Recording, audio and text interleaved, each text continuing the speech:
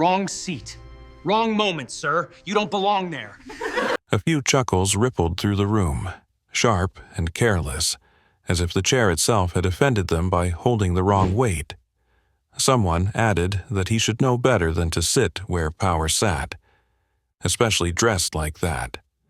Then he stood up without a word, calm enough to make the billionaire CEO pause mid-gesture. And nobody in that room yet understood why the air suddenly felt heavier.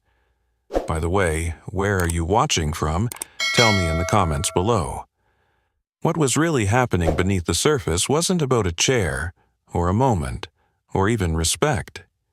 It was about how easily people confuse uniforms with worth, and how fast confidence collapses when the wrong person is dismissed.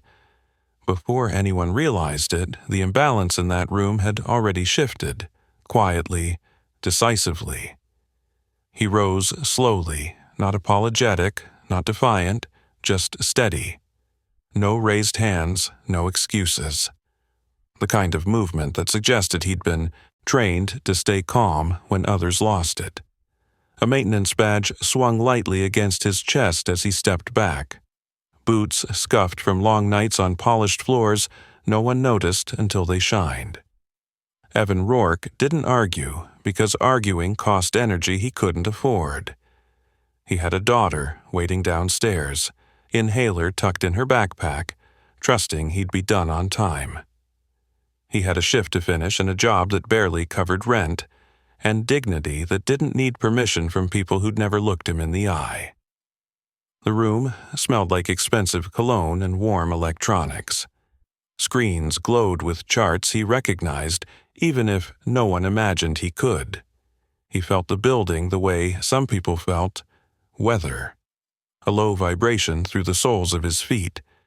A faint whine in the vents that didn't belong. His gaze flicked once toward the ceiling panel, then back to the floor, as if cataloging something private. Serafina Vale watched him with cool irritation, heels planted, posture flawless. To her, he was an interruption made flesh, a reminder that labor existed beneath glass and steel. She gestured toward the back with 2 fingers, already done with him, already moving on. He complied. That was the mistake they'd all misunderstand later. As he stepped into the service corridor, the laughter softened behind him, replaced by the hum of systems doing exactly what they were told. The door hissed shut. Fluorescent lights buzzed overhead. This was his territory. The narrow spaces where power never looked, and problems whispered before they screamed. His radio crackled with routine chatter. He answered automatically, eyes scanning gauges mounted along the wall. One needle trembled, barely noticeable, like a skipped heartbeat. He frowned, thumb hovering, then adjusted a valve by instinct, buying time no one had asked for. Downstairs, through layers of concrete and glass, Mila sat on a bench near the lobby fountain, swinging her legs and watching reflections ripple across marble. Every few minutes, she checked the doors, trusting her father's promise the way only children could. Upstairs, Serafina launched into projections and deadlines, her voice confident, rehearsed. Applause followed at the right moments. No one noticed the temperature shift, the subtle delay when an elevator door hesitated before closing. No one noticed because they weren't trained to. He was. He listened to the building breathe, counted seconds between cycles, felt tension coil where redundancy should have been. This wasn't a breakdown yet. It was a warning, the kind that got people killed when ignored. He keyed his radio, kept his tone neutral, reported a minor anomaly. The response came back distracted, indulgent, a promise to log it. He exhaled slowly, jaw tightening, then moved. Tools were where he'd left them, worn handles fitting his grip like memory. He checked connections, rerouted load, scribbled a note on a scrap of cardboard meant for nothing, important. Above him, the meeting pressed on, oblivious. The first alarm chimed softly, almost polite. Heads turned. Serafina paused, annoyance flickering across her face as an assistant leaned in. Another chime followed, louder this time. He straightened, eyes closing for half a second, already mapping what came next. Somewhere below, a child took a deeper breath than usual, and upstairs the CEO frowned, just beginning to realize that the wrong seat had never been the problem. The second alarm didn't chime politely. It wailed, sharp and insistent, slicing through the polished calm of the executive floor. Conversations stalled mid-sentence. Screens flickered once, recovered, then flickered again. Serafina Vale's smile tightened as she lifted a hand, signaling for silence she fully expected. "Facilities," she said, clipped, already irritated. "Handle it." An assistant nodded too quickly and spoke into a headset, eyes darting toward the glass walls as if reassurance might appear there. The response came back muddled, full of technical language that explained nothing and promised less. Serafina's jaw set. She hated uncertainty, especially when it arrived uninvited and loud. In the service corridor, he was already moving. The warning he'd felt earlier had sharpened into something more dangerous, like a storm changing direction without asking permission. He jogged, boots striking concrete. Radio pressed close to his mouth as overlapping voices crowded the channel. Elevators stalling between floors. Climate control desyncing. Security doors lagging. "Stay calm," he muttered, not sure who he was saying it to. Himself, maybe, or the building. He cut through a maintenance alcove and dropped to one knee, fingers flying over a control panel hidden behind a blank wall. Heat prickled along his neck. The numbers didn't lie. Someone upstairs had approved a cost-saving integration that looked efficient on paper and brittle in reality. One surge, one misstep, and redundancy vanished like it had never existed. Upstairs, Serafina paced, heels clicking with impatience. The alarms were drawing attention now, heads turning, murmurs rising. She caught sight of the maintenance worker again through the glass, moving with purpose down a restricted hallway. "You!" she snapped, pointing as security hesitated. "What are you doing? You were told to stay out of the way." He stopped, turned just enough to meet her gaze through the glass. There was no defiance there, only focus. He raised a hand slightly, a universal signal for wait, then turned back to the panel without permission. A few executives exchanged looks. Someone laughed nervously. This was absurd, wasn't it? A night tech ignoring the CEO in her own building. Then the lights dimmed. Not out. Just enough to make everyone feel it. The room filled with the low groan of systems straining under a load they hadn't been designed to carry. Serafina's irritation curdled into something colder. "Get him out of there," she ordered. Security moved, but the door they rushed toward stuttered, locks cycling twice before freezing. A ripple of unease spread. Phones came out. Someone swore under their breath. In the lobby, Mila's chest felt tight. Not enough to panic yet, but enough to notice. She reached into her backpack, fingers brushing the inhaler, eyes lifting toward the elevators that weren't moving anymore.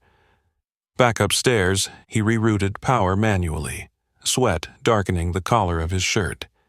This was the part no one ever planned for, the moment when protocols failed and instinct took over. He'd been here before, just in different buildings, different stakes, different lives depending on the outcome. "Listen to me," he said into the radio, voice steady despite the noise. "We've got a cascading failure coming. I can slow it, but I need clearance to isolate the executive wing now." The response was a mess of overlapping authority. No one willing to give permission that might cost them later. He exhaled sharply, made the call himself, and threw the switch. Above him, screens went dark. The boardroom plunged into emergency lighting, harsh and unflattering. Gasps echoed. Serafina froze, fury and disbelief warring across her face. "You shut us down?" she demanded, voice carrying even through the glass. He looked up then, really looked, and spoke loud enough to be heard. "I stopped it from getting worse." For a moment, no one spoke. The alarm softened, then steadied, no longer escalating. The building held, strained but standing.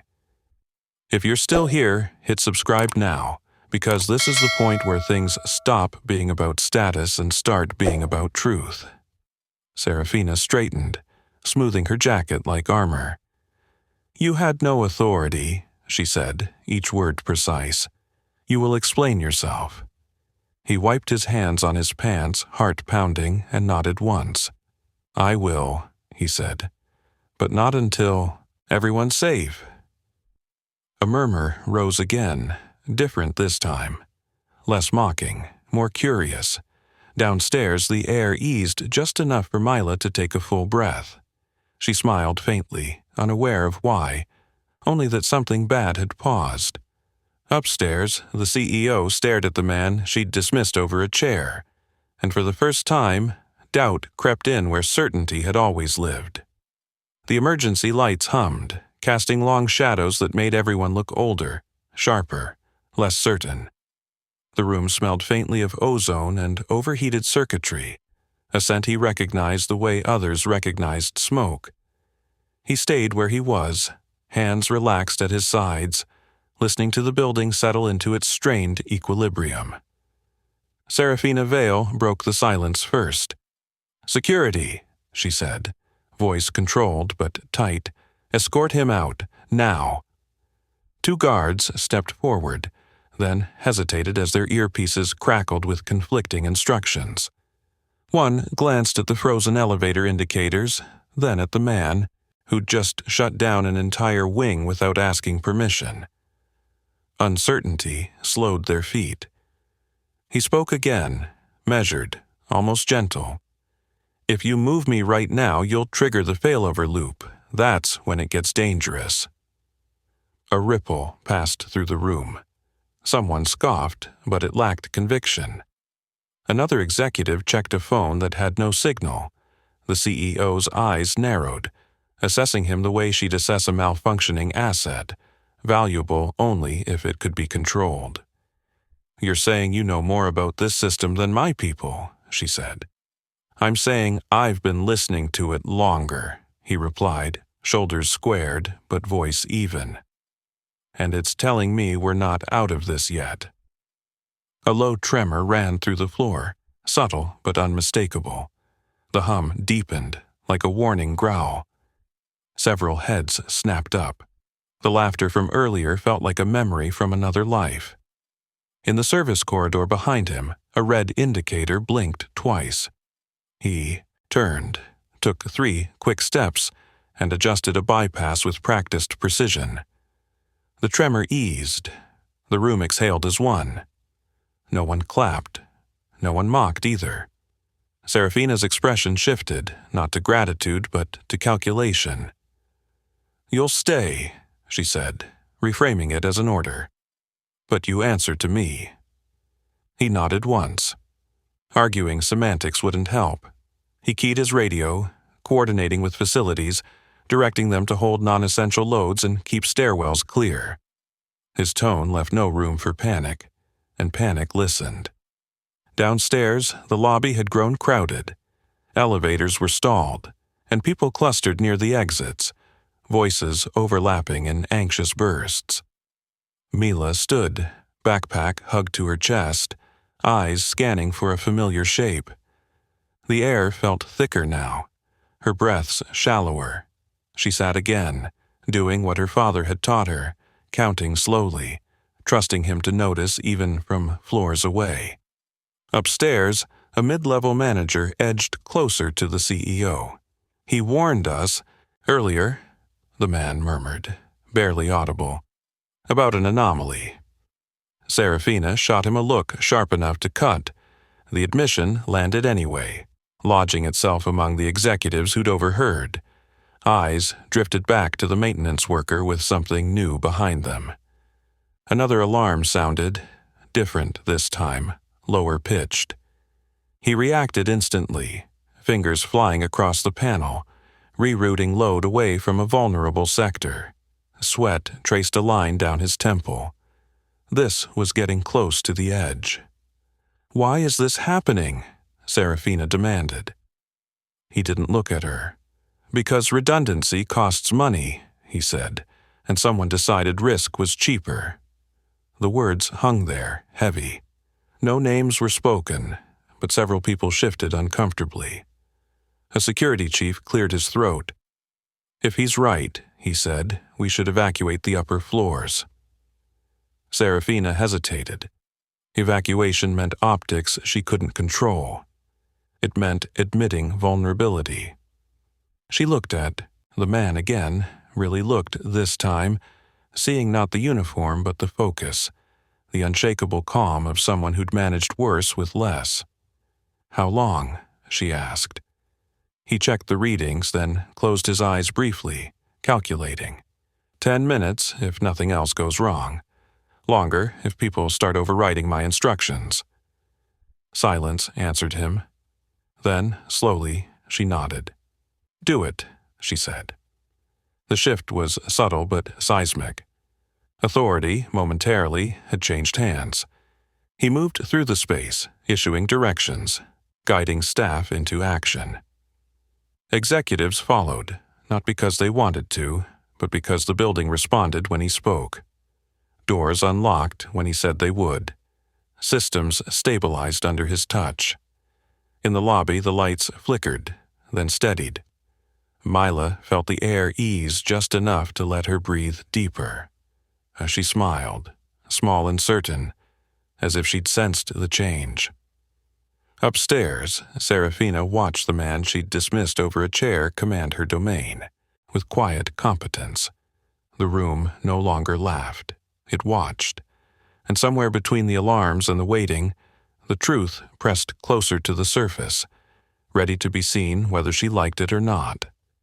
The building settled into an uneasy quiet, the kind that came after shouting stopped, but before danger truly passed. He stood at the panel, shoulders tight, listening to the low vibration through the floor, as if it were a pulse he needed to keep steady. Around him, people waited for instructions they weren't used to taking from someone like him. Serafina broke the silence with a sharp breath. "Explain," she said, not a demand this time, a calculation. He glanced at the readouts again, then finally turned to face the room. "The integration between power management and climate control is too tight," he said. "Looks efficient on paper. In practice, one surge stresses everything at once." A few executives shifted. One folded his arms defensively. Another stared at the floor. "That system was approved last quarter," Serafina said. "By my office." He nodded once. "I know." The simplicity of it landed harder than accusation. No raised voice, no blame, just a fact stated like gravity. The room felt smaller for it. Another tremor rippled through the building. Shorter this time, but enough to draw a few gasps. He reacted instantly, moving back to the panel, isolating a subsystem before the ripple could cascade. The alarms dipped, steadied again. "Every time you override," one executive said, trying to regain footing, "you're putting us at legal risk." He didn't look back. "Every time we don't, we're putting people at physical risk." That distinction hung there, uncomfortable and undeniable. Downstairs, the lobby doors slid open as security redirected people toward the exits. The air was cooler now, circulation partially restored. Mila stood, scanning the crowd, her chest still tight but manageable. She trusted the rhythm of the building the way she trusted her father's footsteps. Upstairs, a facilities manager edged closer to him, lowering his voice. "He's right," the man said to no one in particular. We've patched this thing to death. It's been warning us for months." Serafina heard it. She heard everything now. Her gaze flicked from the manager to the maintenance worker, something brittle cracking beneath her composure. This wasn't supposed to be visible. Problems like this were meant to stay buried in reports, not hum through walls in front of witnesses. "What do you need?" she asked. He named it calmly. Access, time, no interference. Each request stripped a little more control from her hands and placed it in his. She granted them anyway because the building responded when he spoke and because denying him now would be noticed. As he worked, the room filled with a different kind of attention. Phones stayed down. No one laughed. People watched the man in scuffed boots keep their world from collapsing, and memory began doing what it always did in moments like this, rewriting the past. They remembered the chair, the gesture, the words "wrong seat, wrong moment," the dismissal that had seemed so small then. Serafina watched too, jaw set. Every adjustment he made stabilized another system, another proof point stacking up in plain view. This was no fluke. This was expertise she hadn't recognized because it wore the wrong uniform. A board member leaned toward her. "If this gets out," he murmured, "the optics—" She silenced him with a look. Optics had already slipped through her fingers. He stepped back from the panel at last, breathing hard but controlled. "We're holding," he said. "But this isn't fixed. You'll need a full redesign, independent audit, and you'll need to listen to the people who maintain it." The word "listen" cut deeper than any alarm. Serafina nodded slowly. "After today," she said, "that will be addressed." He met her gaze then, just for a second. There was no triumph there, only resolve. "Good," he said, "because next time you might not get a warning."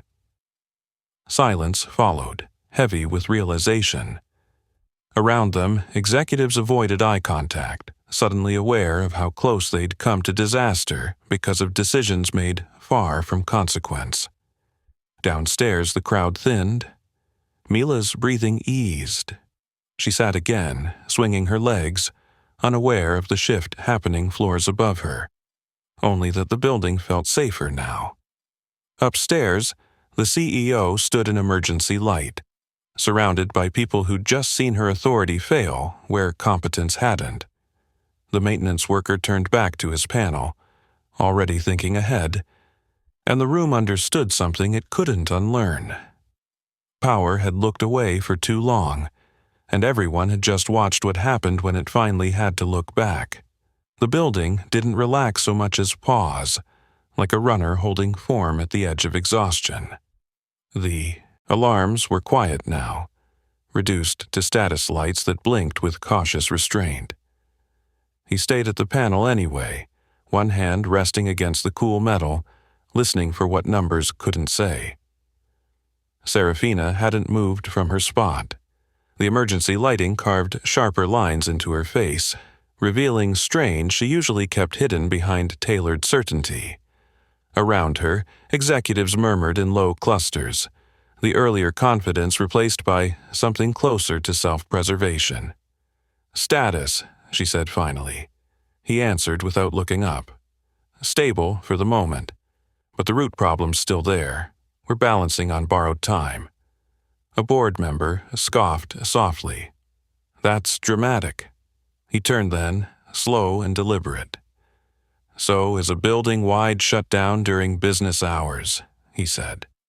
"Or a medical emergency in a stalled elevator. Pick which one you prefer."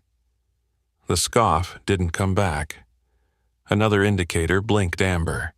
He adjusted the load again, movements precise, almost intimate. This wasn't guesswork. It was familiarity earned the hard way. Several people noticed now the way he anticipated the system's needs before it asked, like someone finishing a sentence they'd heard too many times. Downstairs, Mila coughed lightly into her sleeve. "Not bad, not yet." A security guard noticed and guided her closer to an open door where cooler air flowed. She nodded politely, clutching her backpack, eyes still on the elevators. Upstairs, Serafina watched the maintenance worker work. She replayed the moment she'd pointed at the chair, the ease with which she'd dismissed him.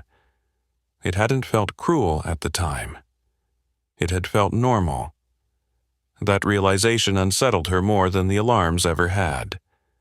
"How long have you known this system was vulnerable?" she asked. He paused, considering how much truth the room could handle. "Long enough," he said. Longer than anyone wanted to hear. A facilities manager cleared his throat. "We sent reports," he admitted, voice thin. "They didn't go very far." Eyes drifted toward Serafina. She didn't look away.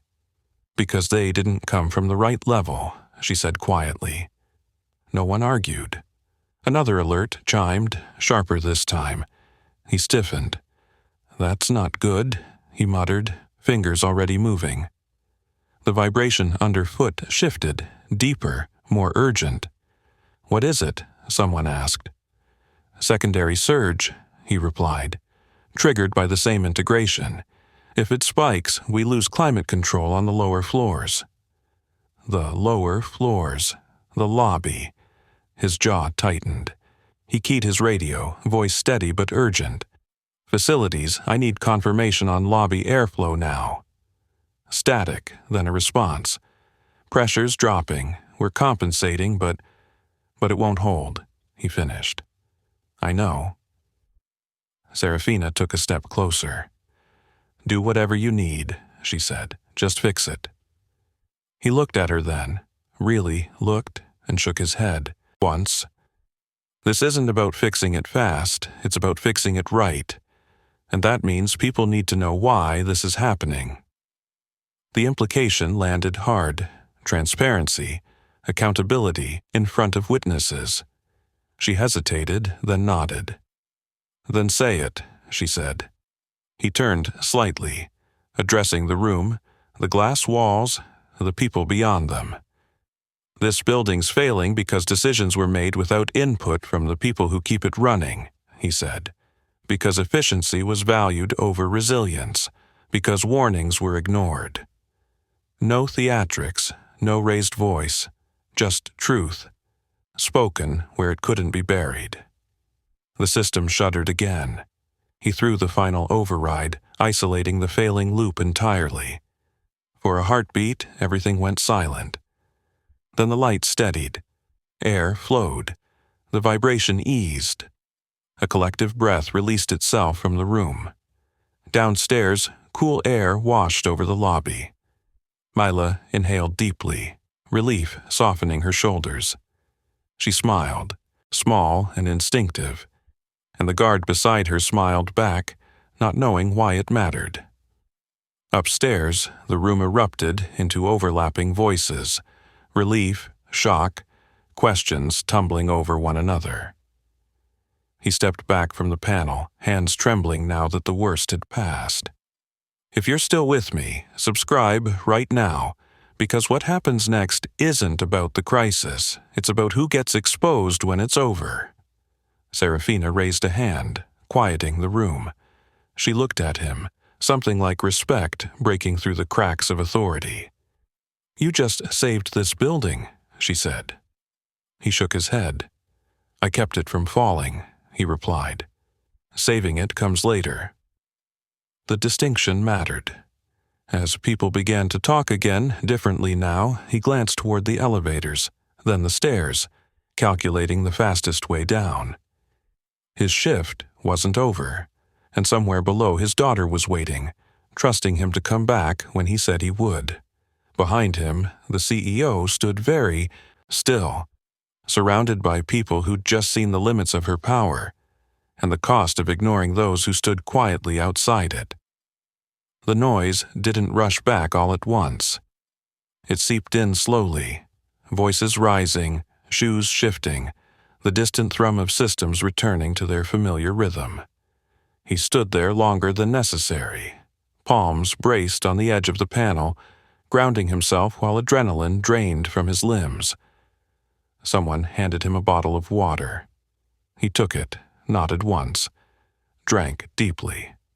His hands were still shaking, though no one seemed to notice. Or maybe they did and pretended not to. Either way, the attention in the room had changed. It followed him now. Serafina stepped closer, lowering her voice. "Lower floors are stable," she said. "Security confirms the lobby's clear." Relief loosened something in his chest he hadn't realized was locked so tight. He capped the bottle and set it down carefully. "Good," he said. "Then we can finish this without rushing." "Finish?" an executive echoed. He gestured to the panel. "We isolated the failure. We didn't solve the problem." A few people exchanged uneasy looks. The crisis had passed. They wanted closure, not more truth. But the building hummed beneath their feet. A quiet reminder that this wasn't over just because the alarms had stopped. Serafina straightened. "What happens if we power everything back up the way it was?" she asked. He met her gaze evenly. "Eventually, the same thing. Maybe tomorrow. Maybe when you're hosting something bigger. Maybe when there are people in those elevators who can't breathe." The image landed with weight. No one argued. He began walking, not waiting for permission, leading them through a side corridor toward the building's core systems.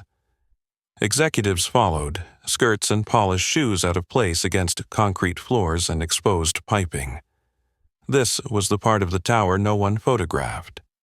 As they moved, he explained, not in jargon, but in clear, practical terms, where redundancy had been stripped, where warnings had been logged and ignored, where cost-saving decisions had shaved margins until nothing was left to absorb shock.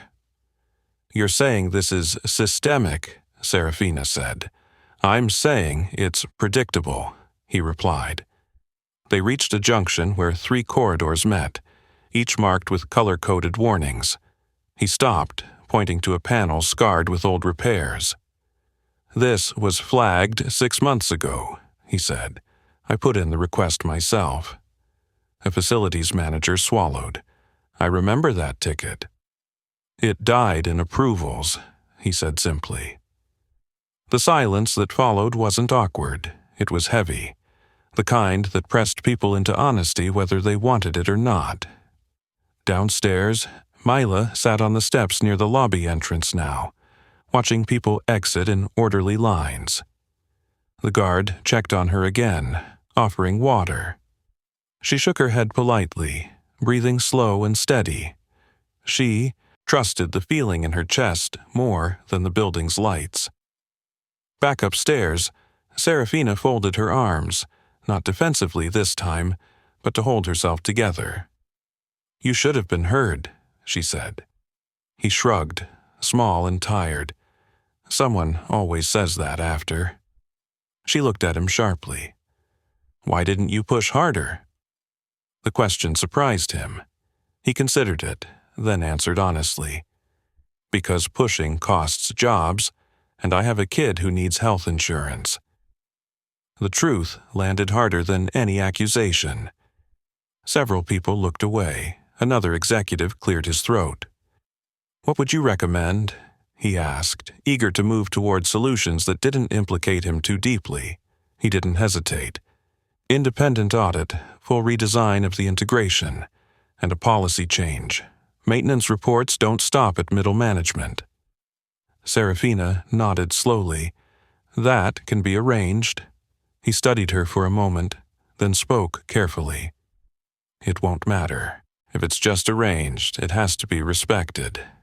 She met his gaze, something shifting there. "You have my word." He didn't smile. Words were easy, systems were harder. A radio crackled at his hip. He answered immediately. "Yeah? Hey," came the voice from below. "Your kid's okay. Lobby's clear. Air quality's back to normal." He closed his eyes briefly. "Thank you," he said, voice rougher than before. He turned back to the group. "I need to go," he said, My shift's not over." Serafina hesitated, then nodded. "Of course." As he walked away, the executives parted without realizing they'd done it, creating space they hadn't offered him before. He didn't look back. Downstairs, the doors opened, and he spotted Mila instantly. She stood when she saw him, relief lighting her face.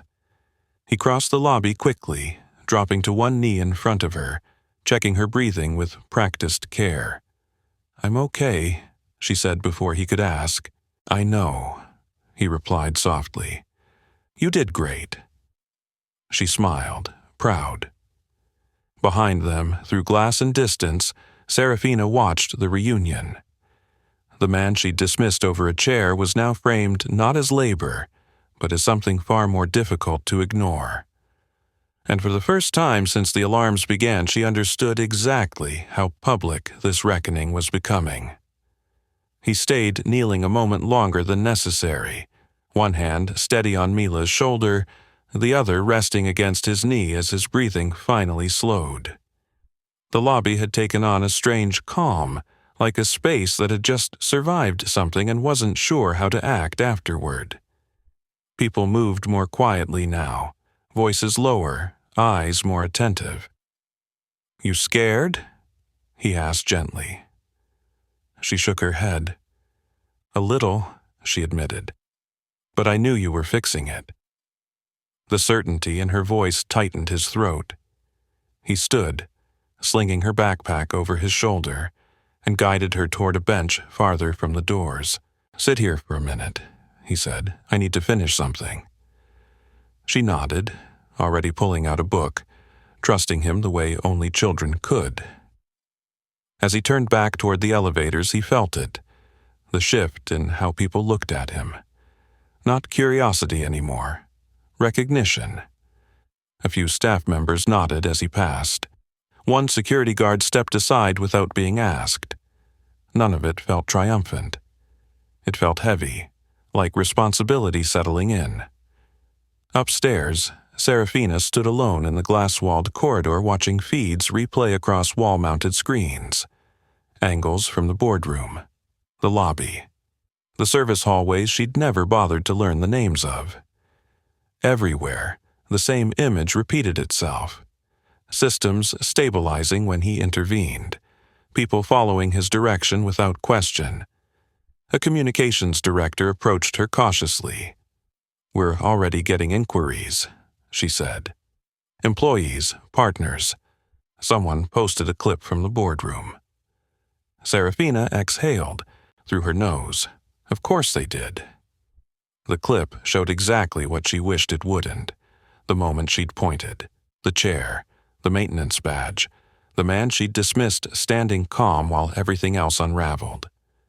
"We can spin this," the director offered. "Frame it as a successful emergency response. Team effort." Serafina didn't answer immediately. She watched the screen again, eyes narrowing not with anger, but with recognition. "That would be a lie," she said finally, "and everyone would know it." The director blinked, unprepared for that.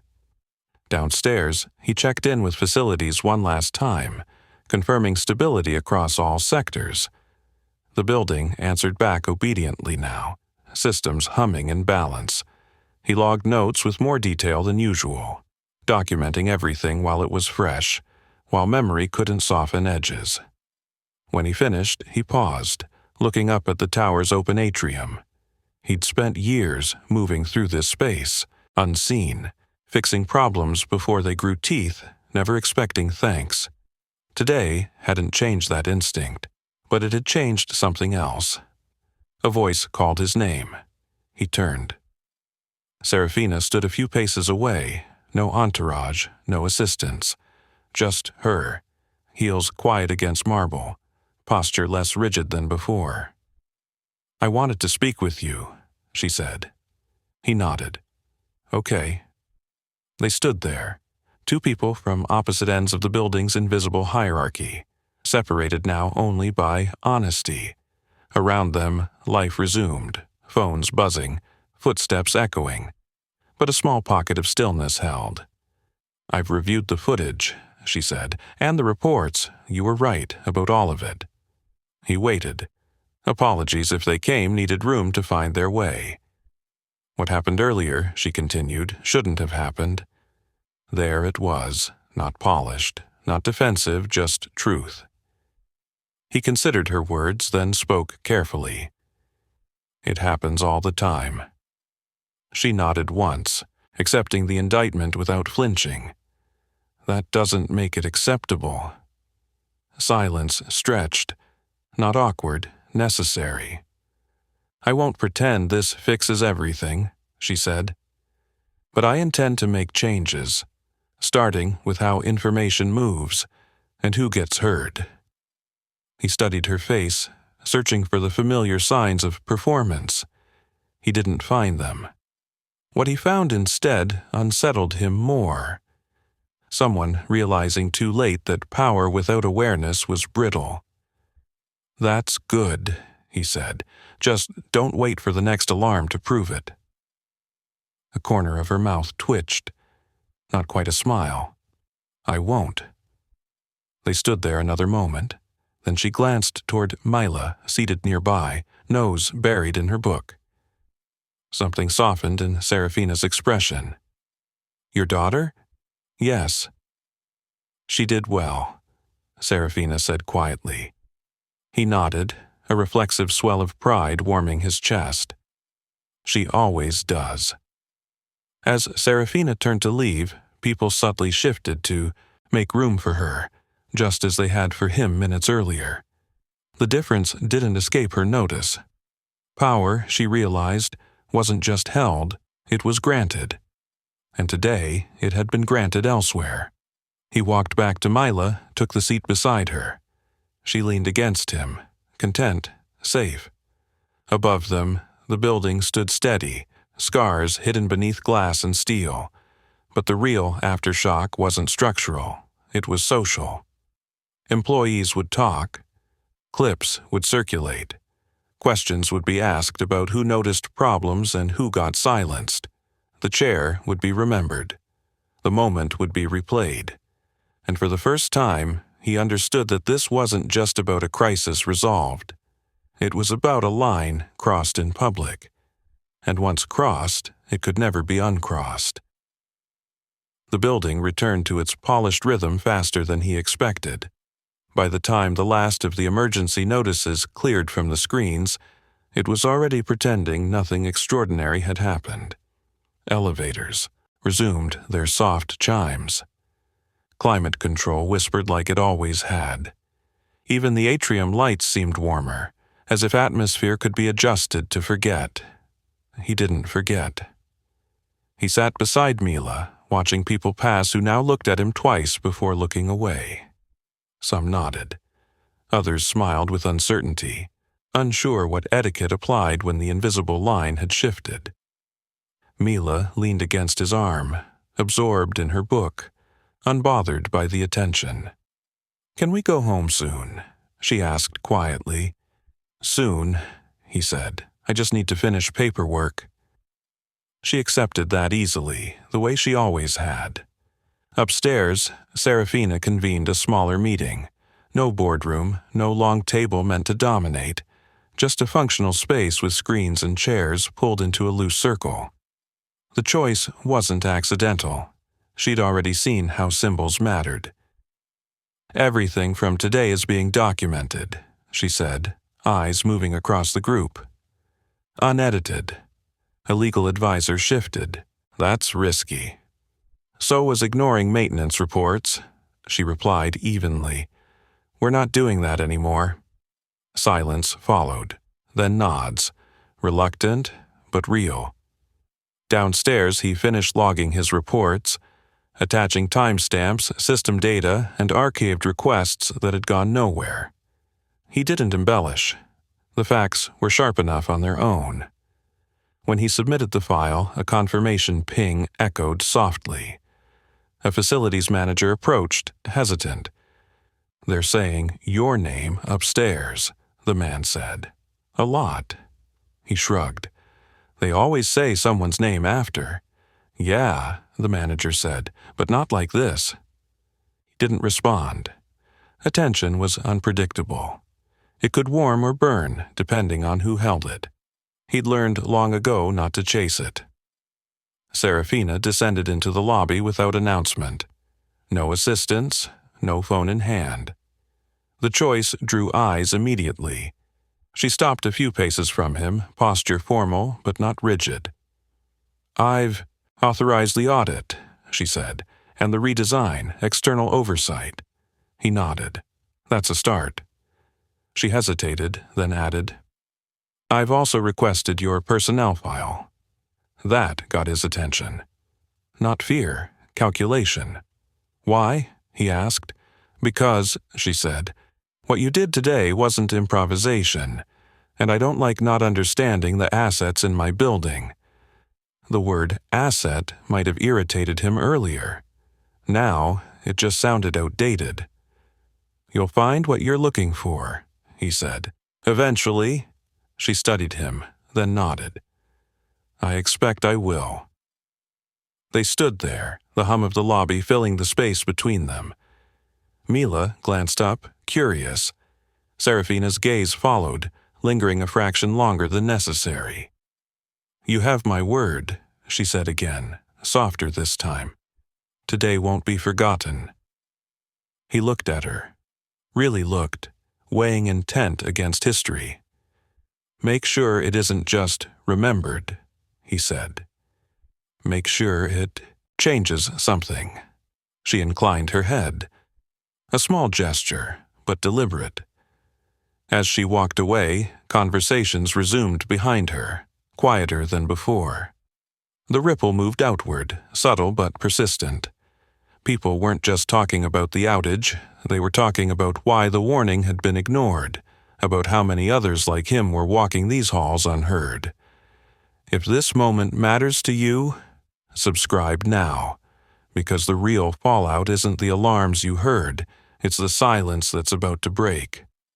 He gathered Mila's things and took her hand, heading for the exit. The doors slid open smoothly this time. Outside, the city moved on, indifferent and relentless. "Did you fix it?" Mila asked as they stepped into the evening. "I helped," he said. "A lot of people helped." She smiled up at him. "I knew you would." They walked toward the bus stop, blending back into the current of ordinary lives. But behind them, inside a tower built on hierarchy and glass, something fundamental had shifted. Reports would circulate. Videos would resurface. Meetings would be held with phrases like cultural review and operational accountability. Some changes would be cosmetic. Others would cut deeper. And somewhere in those conversations, the image would linger. A chair, a gesture, a dismissal spoken too easily, and a man who stood up calmly, not to fight, but to reveal exactly how fragile arrogance became when the wrong person was ignored. The city lights flickered on one by one, steady and unremarkable. He squeezed Mila's hand gently, grounding himself in the simple weight of it. Tomorrow, he'd return to the same job, the same corridors, the same quiet work. But tomorrow, people would be listening. Morning came with no ceremony. The tower looked the same from the outside. Glass catching early light, security posts unmoved, the flag at the entrance hanging limp in still air. Inside, though, the atmosphere carried a faint tension, like a room after an argument everyone pretended not to remember. He arrived early, as usual. The maintenance entrance smelled of coffee and disinfectant, familiar and grounding. He signed in, clipped his badge on, and started his rounds. Nothing about his routine had changed. That was intentional. Routine kept things honest. What had changed was the way people reacted. A junior analyst held the door open for him, hesitated, then nodded with a shy smile. A facilities supervisor asked his opinion before approving a minor adjustment. Even security greeted him by name. None of it was loud. None of it felt performative. It was quieter than that, like a collective recalibration.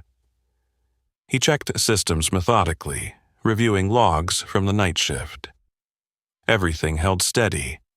The fixes he'd put in place were doing their job, buying time exactly as predicted. He made notes anyway. Documentation mattered more now, not less. Upstairs, Serafina sat alone in her office, the city stretching behind her like a reminder of scale. A file lay open on her desk, his file. Pages of service history, certifications, gaps that spoke louder than titles. She read slowly, brows drawing together as patterns emerged. Logistics, infrastructure resilience, crisis response. She leaned back, exhaling. The picture sharpened, uncomfortable and undeniable. This wasn't hidden potential. It was buried expertise. A knock came at the door. "You wanted updates?" her chief of staff asked. "Yes," she said. "And I want facilities in here by noon, all levels." The chief of staff paused. "All?" "Yes," Serafina repeated. "Especially the ones we usually don't hear from." Down below, he paused near the atrium, watching sunlight spill across the floor. He felt eyes on him, not intrusive, just curious. Someone nearby was explaining the outage to a coworker in hushed tones, gesturing subtly in his direction. He pretended not to notice. He didn't need the story to grow. It already existed. His radio crackled. A request from another building in the network. Routine issue, but one that echoed yesterday's vulnerability. He responded with a suggestion, concise, preventative. The voice on the other end hesitated, then thanked him sincerely. It was small, it mattered. At lunch, he sat alone as he always did, scrolling through messages on his phone. One from a number he didn't recognize caught his eye. A simple thank you, no signature. He closed it without replying, feeling the weight of attention pressing again. He thought of Mila at school, her breathing steady, her world blissfully unaware of corporate hierarchies and invisible labor. That was the line he protected. Everything else was noise. In a conference room upstairs, Serafina stood before a group that looked different than usual. Fewer tailored suits, more uniforms, maintenance leads, technicians, safety officers, people who rarely sat at this table. "We're here because yesterday exposed something," she said. "Not a technical failure, a listening failure." Some faces stiffened. Others leaned forward cautiously. She didn't soften her words. She didn't dramatize them either. "We ignored warnings because of where they came from," she continued. "That stops now." A murmur moved through the room, disbelief mixing with guarded hope. Downstairs, he finished his shift notes and packed up his tools. As he headed for the exit, Jonas Klein, the facilities manager, caught up with him. "They're asking questions," Jonas said quietly. "Real ones," he nodded. "Good. You know this puts you in a spotlight, right?" He met Jonas's gaze evenly. "Spotlights fade, systems don't." Jonas smiled faintly, understanding more than he said. As he stepped outside, the city noise wrapped around him. Buses hissed at the curb. People hurried past, absorbed in lives that would never intersect with boardrooms or outages. He breathed it in, grounding himself again. Across town, Serafina closed the file and stared out her window. The narrative she'd relied on for years, that control flowed downward, that clarity lived at the top, had cracked. What replaced it was less comfortable, but more honest. She picked up her phone and made a call. "I want a new reporting structure drafted," she said, "one that doesn't filter out inconvenient voices." The decision felt heavier than any public apology. It would ripple. It would meet resistance, but it would last longer. Back at home, he unlocked the door and was met by the familiar quiet of evening. He set his tools down, checked Mila's inhaler out of habit, and started dinner. Life moved forward, uncomplicated and precise. Yet beneath the ordinary rhythm, something had shifted for good. The building had listened, and once listening started, it was hard to justify ever stopping again. The confrontation didn't arrive with raised voices or slammed doors. It came dressed as an invitation. He was halfway through, recalibrating a sensor when Jonas appeared in the corridor, hands tucked into his pockets, expression unreadable. "They want you upstairs," he said. "Conference level, now." He straightened slowly, wiping his hands on a rag. "About what?" Jonas shrugged. "If I had to guess, everything." The elevator ride felt longer than usual. Not because of nerves, but because of awareness. Every floor it passed held systems he understood better than most people who worked above them. Every soft chime marked a space where decisions were made without ever touching consequence. The doors opened onto a room he'd only seen from a distance before. Not the boardroom from yesterday, but something adjacent. Smaller, deliberate. Chairs arranged in a rough semicircle. Screens dark for once. The absence of spectacle was intentional. Serafina stood when he entered, so did several others. Board members, department heads, legal counsel. The gesture was subtle. It wasn't respect yet, but it wasn't dismissal either. "Thank you for coming," she said. He nodded once. "You asked." She gestured to an empty chair near the center. Not at the edge, not in the back. He noticed. Everyone did. He took the seat without comment, posture relaxed but alert. The room settled around him, waiting. Serafina didn't waste time. "We've reviewed the footage, the logs, the historical reports." She tapped a tablet on the table, including the ones that never reached this level. A murmur followed. He remained still. "What we need now," she continued, "is clarity, not narrative, not damage control. Clarity." She looked directly at him. "Start from the beginning." He inhaled slowly. This was the moment where truth either became policy or got buried under language. He chose his words carefully, but he didn't soften them. He explained how the system had been redesigned, how redundancies were removed incrementally, how warnings were logged and rerouted until they lost urgency. He didn't name names. He didn't need to. The structure spoke for itself. As he spoke, faces changed. Some hardened, others paled. A few leaned back, arms crossed, defensive. One board member interrupted. "Are you saying this failure was inevitable?" He met the man's gaze calmly. "I'm saying it was predictable." Another voice cut in. "Why wasn't this escalated sooner?" He didn't flinch. It was. Just not from someone whose voice carried weight. The silence that followed was sharp enough to hurt. Serafina let it sit. Then she turned to the room.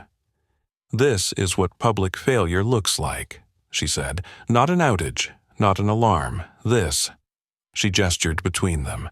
"A system that couldn't hear its own warnings until they became impossible to ignore."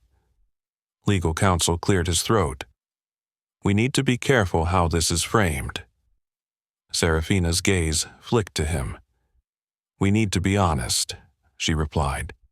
"Careful hasn't served us." He watched her closely. This wasn't performance. It cost her something to say that. He could tell. A senior executive leaned forward. "What are you proposing?" he asked him directly. He considered the question, then answered simply. "Change who gets heard, and when." They waited. "Flatten the reporting for safety and infrastructure," he continued. "No filtering by title, direct escalation paths, and when someone flags a risk, it gets acknowledged, documented, acted on. That's a major shift, someone said. Yes, he agreed, that's the point. Another pause. This one felt different. Less resistant, more thoughtful. Serafina nodded slowly. We're implementing it, she said, effective immediately. Several heads turned toward her. And, she added, I want him overseeing the transition. The room stilled. He felt every eye on him now. Not curiosity, weight. He met her gaze. I didn't ask for that. I know, she said. That's why it matters. He exhaled, steadying himself. I'll help, he said, but I'm not here to be a symbol. Neither am I, she replied. The understanding between them wasn't comfortable. It was earned. As the meeting broke, conversation sparked in hushed tones. Some people avoided him. Others sought him out.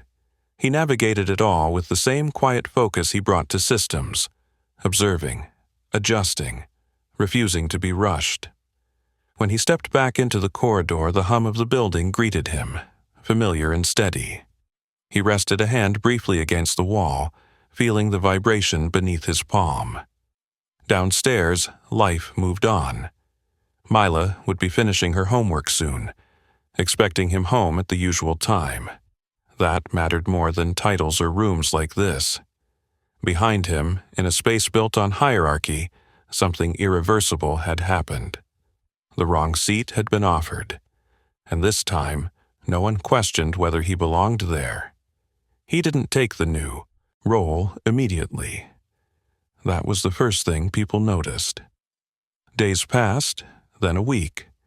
The announcement circulated internally, carefully worded, stripped of drama, but he stayed where he was, clocking in through the same entrance, wearing the same badge, moving through the same corridors. Some thought it was strategy, others assumed hesitation. It was neither. He wanted to see if the change held without him standing in the middle of it. The building felt different now. Not quieter, but more attentive. Reports moved faster. Questions traveled upward without dying halfway. A junior tech flagged an issue directly to infrastructure leadership and got a response before the end of the day. That alone told him more than any memo could. Serafina noticed too. She watched the data stream shift, the communication patterns flatten. The audit had begun. External consultants crawling through systems that had once been treated like proprietary secrets. It was uncomfortable, necessary, and unmistakably visible. Publicly, the narrative had escaped containment. Clips from the boardroom circulated beyond the company, stripped of context and heavy with implication. Commentators debated hierarchy, labor, expertise. Some defended her, others didn't. She didn't issue a statement. Silence, she'd learned, could be more honest than spin. Instead, she acted. She scheduled open forums. Not town halls with rehearsed questions, but working sessions where technicians, custodial staff, security, and analysts shared the same table. The discomfort in the room was palpable at first. Then, something shifted. Truth, once allowed, tended to keep coming. He attended one session quietly, sitting near the back, listening. When someone recognized him and whispered, he shook his head gently. Today wasn't about him. It was about whether the system could function without needing a crisis to validate the people who held it together. At home, Mila noticed the change before he said anything. "You're lighter," she told him over dinner, as if it were obvious. He smiled. "Am I?" "Yeah," she said, like when something stops buzzing. He understood exactly what she meant. Later that week, Serafina asked to meet him again. Not in a conference room. In the building's lower mechanical level, where the walls bore scuffs instead of art. "You were right," she said, standing beside a humming unit. "About listening, about risk, about me." He waited. I built a system that rewarded polish over substance, she continued. It worked until it didn't. She turned to face him fully. I'm not asking you to save this company. I'm asking you to help rebuild how it hears. The distinction mattered. He considered it carefully, weighing time, impact, the quiet life he'd protected for Mila. Then he nodded. On one condition. She didn't interrupt. This doesn't end with me, he said. If I step into this, it's to make sure no one else has to wait for a disaster to be believed. Serafina nodded once. Agreed. The announcement followed the next day, his role clarified, temporary oversight, systems focused, no grand title, no corner office, just authority where it mattered. Reactions were mixed. Some praised it as overdue, others resented it quietly. That was expected. Change always created friction where comfort once lived. What mattered was the effect. Incidents dropped. Near misses were addressed before they escalated. And somewhere in the building, a young technician watched the process unfold and realized that speaking up didn't have to end in silence. One afternoon, as he packed up to leave, Serafina passed him in the corridor. She stopped, hesitated, then spoke. I replay that moment sometimes, she admitted. The chair. He met her gaze calmly. So do I. I won't forget it, she said. Good, he replied. That's how systems learn. They parted without ceremony. Outside, the city waited as it always did. He walked home, Mila's hand in his, her laughter light against the evening air. The building behind them stood tall, unchanged in silhouette but altered in structure and spirit. The reckoning hadn't been loud. It hadn't needed to be. Justice, this time, had unfolded in full view, and everyone who'd witnessed the dismissal had also witnessed what followed. That was the part that couldn't be undone. The building no longer hummed the way it used to. It still worked, still pulsed with power and motion, but the sound had changed. Less strained, more balanced. He noticed it every morning when he arrived, the way a person noticed breathing after a fever broke. He never took the executive entrance. He never wanted to. The maintenance door suited him just fine. Months passed, quiet ones, the kind that didn't make headlines but rewrote habits. Reports traveled without obstruction. Safety meetings included voices that had once been background noise. When something felt wrong, people said it early, and someone listened before alarms had to teach the lesson again. He spent part of his time overseeing transitions, part of it still fixing what needed fixing. Titles stayed minimal. Authority stayed practical. When the workday ended, he went home. That part never changed. Mila grew more confident, her asthma better managed now that life held fewer sudden stresses. She did homework at the kitchen table while he cooked, asking questions about the building like it was a living thing. Does it behave? She asked one evening. It does, he said, because people are paying attention. She nodded, satisfied, and went back to her drawing. Across the city, Serafina stood at her office window, watching the skyline settle into dusk. The company had weathered scrutiny, adapted, and emerged quieter but stronger. She'd lost some allies.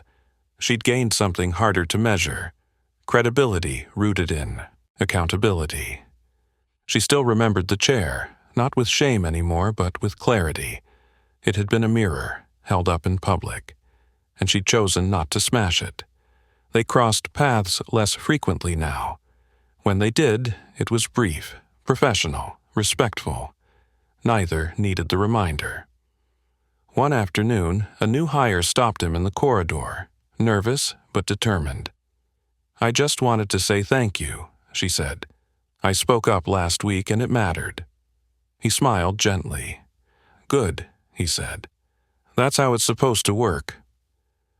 As she walked away, he felt something settle into place. Not pride, closure.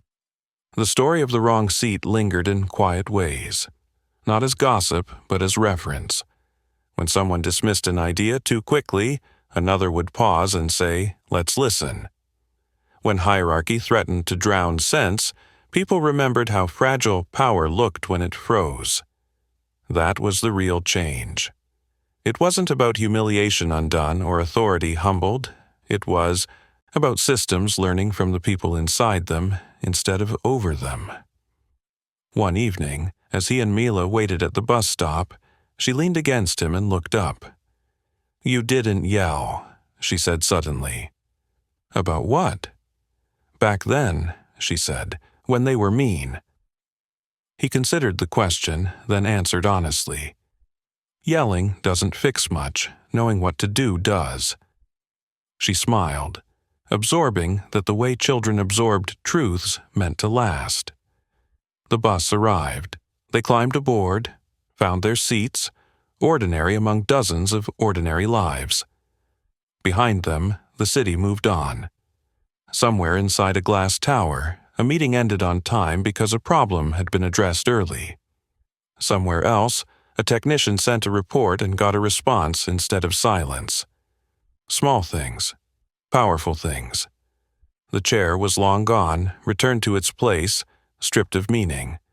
But the moment remained, and it always would. If you want the next story title, ask me for it. Subscribe, and don't miss our next story. Single dad played a piano melody. The CEO froze, hearing the song her first love wrote for her. And tell me in the comments, what injustice should we tackle next?